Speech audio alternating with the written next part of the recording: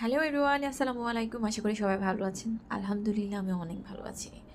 আজকে আপনাদের একটা মজার রেসিপি দেখাবো। ওটা হচ্ছে খুব অল্প ইনগ্রিডিয়েন্টস দিয়ে মাত্র ১৫ মিনিটে আপনি কীভাবে একটা সুস্বাদু চিংড়ির রেসিপি মেক করতে পারেন।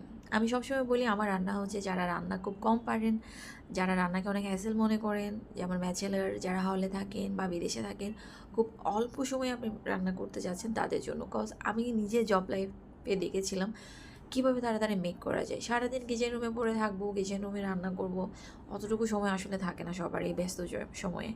জব, বিজনেস সব কিছু পাশাপাশি করে ওটা অনেক টাফ হয়ে যায়। সো শুরু করে আর কথা না বাড়িয়ে আমি যেটা করেছিলাম, প্রথমে তেলের মধ্যে পেঁয়াজ, আমার আলাদা যা যা ইনগ্রিডিয়েন্টস লাগে, যেমন একটা টমেটো ইউজ করেছিলাম, 4-5টা কাঁচামরিচ, হালকা একটু মরিচ গুঁড়ো, হালকা একটু হলুদ গুঁড়ো, একটু লবণ, এই আমার ইনগ্রেডিয়েন্টস, আর কিচ্ছু না।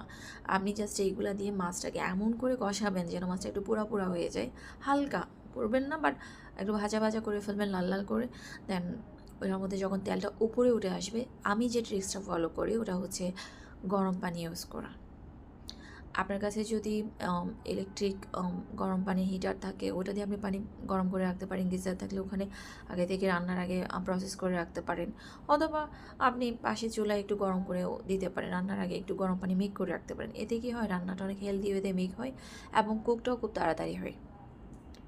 এনিওয়েজ, তারপর সব কিছু ভাজা ভাজা হয়ে যাবো, তেল উঠে আসার পর আপনি গরম পানিটা দেবেন।